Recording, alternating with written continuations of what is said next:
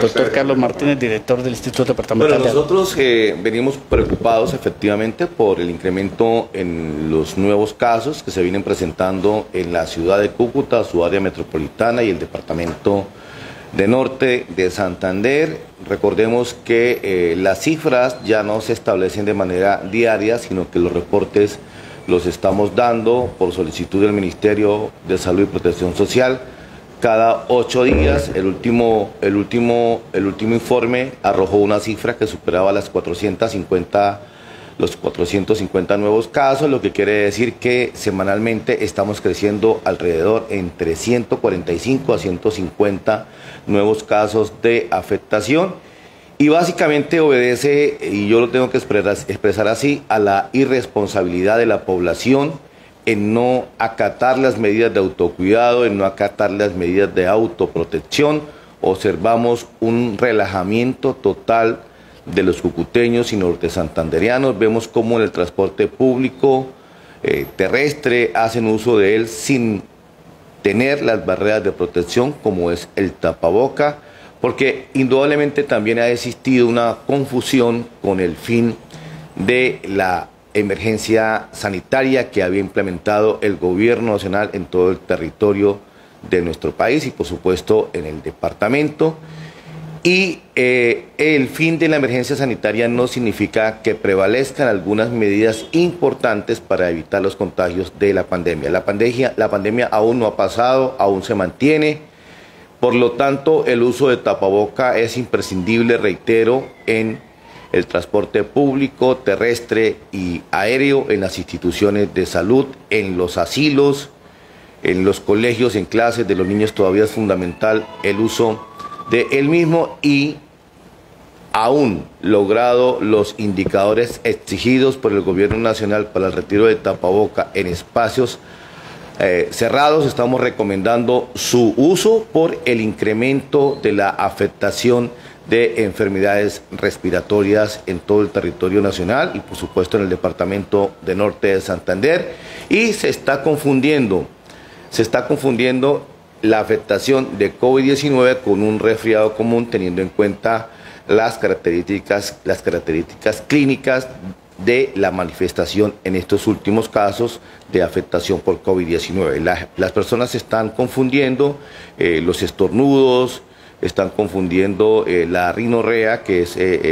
la salida de moco a través de la nariz, con un catarro común, y la mayoría de los casos cuando se hacen la prueba son positivos para COVID-19. Por eso estamos haciendo un llamado muy especial a que mantengamos esta medida de autocuidado para prevenir y evitar que hayan más contagios en el territorio de nuestro departamento. Los puentes que han habido en estos últimos días, estas festividades, han permitido el incremento de los contagios que se van a ver reflejados muy seguramente en 10 o 15 días en afectación de más casos nuevos para el territorio de Norte de Santander. Por eso y les agradezco la oportunidad que nos brindan para seguir insistiendo en la necesidad de protegerse y de seguir avanzando en el proceso de vacunación. Hay personas que aún no completan el esquema total de vacunación, por eso un llamado también muy importante a quienes aún faltan por vacunarse y a aquellos niños que aún no han iniciado su esquema de vacunación, sus padres, por favor, para que los lleven a los centros habilitados para vacunarse. Nosotros efectivamente no podemos obligar a nadie, pero recordemos que la vacunación ha disminuido las complicaciones propias de la enfermedad, ha disminuido que las personas vayan a una unidad de cuidados intensivos, ha disminuido la mortalidad y por supuesto también la ocupación en las áreas de hospitalización de las instituciones tanto públicas y privadas de nuestro departamento. ¿Qué porcentaje de casos se están registrando diarios y también muertes, doctor Carlos Martínez? Nosotros tuvimos en el pasado reporte un total de 5 fallecimientos aproximadamente. Es una cifra que preocupa, pese a que, reitero, se están haciendo unos esfuerzos inminentes por disminuir la letalidad, la incidencia de afectación de la pandemia, y en la mayoría de los casos hemos visto un relacionamiento en el olvido de la aplicación de la dosis de refuerzo y en otros casos en afectaciones propias por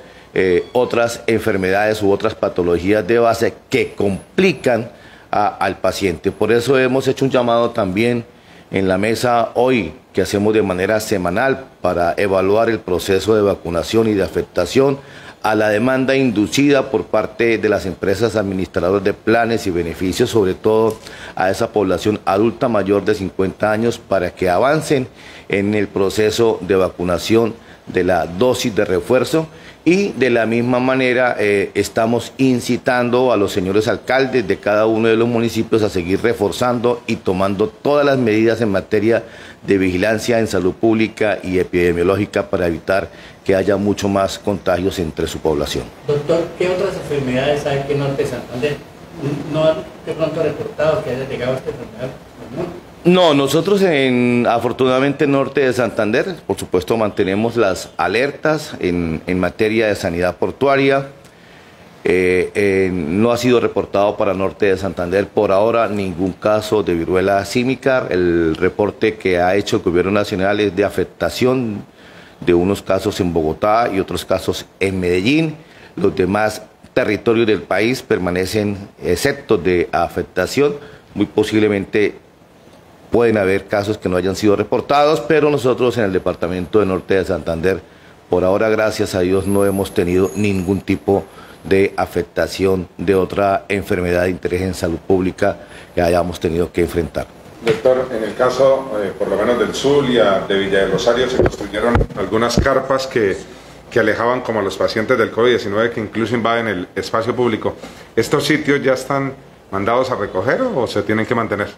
Efectivamente, es una muy buena pregunta, Fabio. Ya las instituciones de salud han empezado con el desmonte de estas carpas, teniendo en cuenta que la afectación que está sufriendo la población es una afectación con unos síntomas que no son tan agresivos, que no son tan fuertes y que permiten un manejo distinto al que le veníamos dando inicialmente cuando enfrentábamos la pandemia. Y de la misma manera se va a iniciar con el desmonte de las unidades de cuidados intensivos que se expandieron en algunas instituciones de salud, como el propio Hospital Departamental, Erasmo Meos, como algunas clínicas privadas de la ciudad, en donde, teniendo en cuenta el comportamiento que se ha venido observando, nos induce efectivamente al retiro de las mismas y a evitar los sobrecostos, sobre todo en las atenciones de salud, cuando no tenemos un pico pandémico que nos lleve a medidas extremas de mayor contratación de personal y, por supuesto, de seguir manteniendo estas unidades de apoyo en materia de expansión hospitalaria.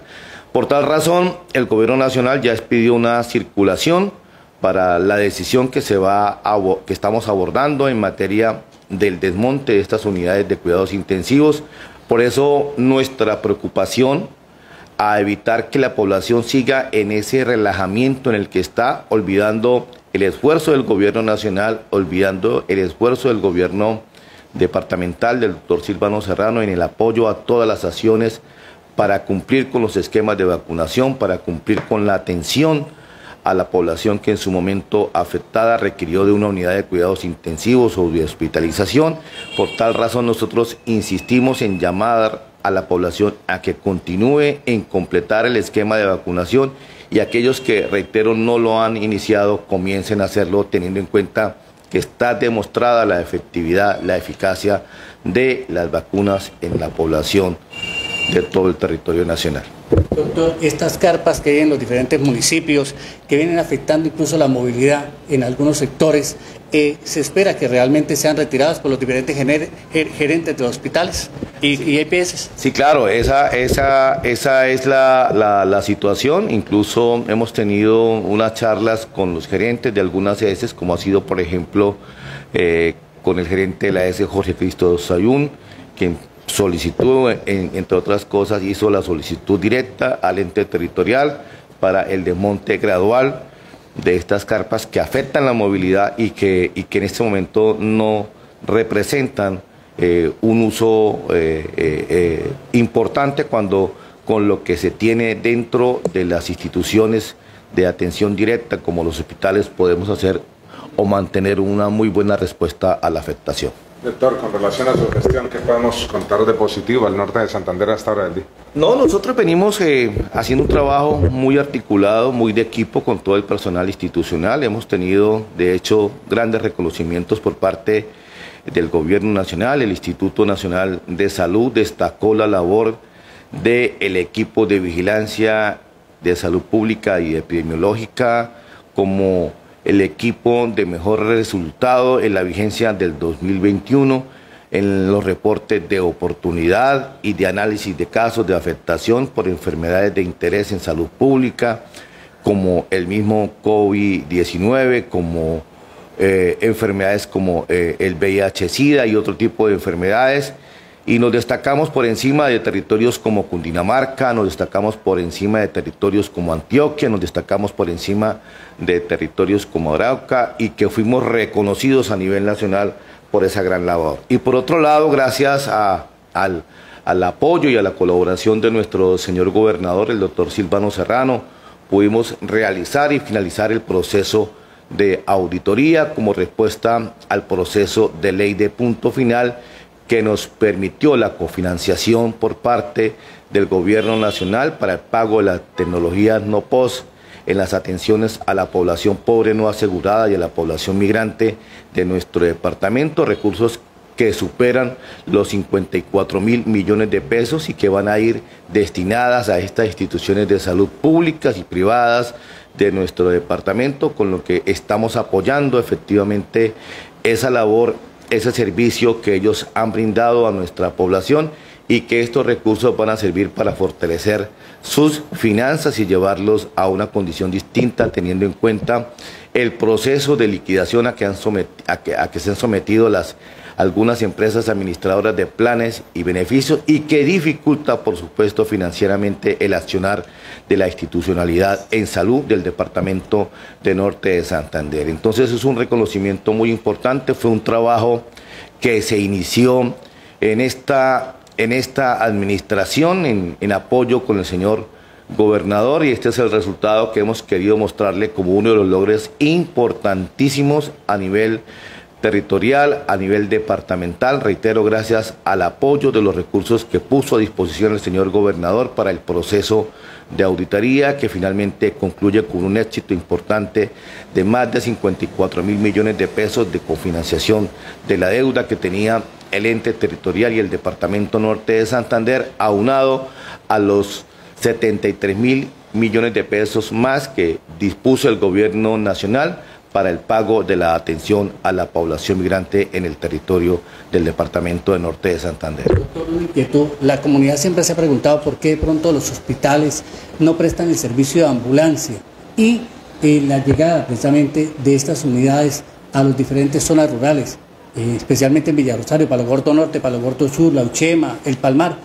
Hace falta más presencia de pronto con el tema de las unidades de salud en esta parte rural. Bueno, tenemos en cuenta que cada institución de salud tiene unas unidades móviles para la atención de aquellos casos que por alguna razón de urgencia requieren un traslado inmediato al centro asistencial más cercano, llámese un puesto de salud para brindar las medidas de atención iniciales de urgencias o por su complicación ser trasladados a un hospital. Pero toda nuestra red pública hospitalaria cuenta con unidades básicas, móviles para la atención y traslado de pacientes de manera importante. Yo pienso que es revisar y evaluar qué está sucediendo cuando ocurre algún hecho imprevisto que efectivamente requiere el traslado de un paciente a cualquiera de estas instituciones. Puede ser que estén ocupadas en otro tipo de traslado dentro de su propio territorio o en alguna referencia de algún caso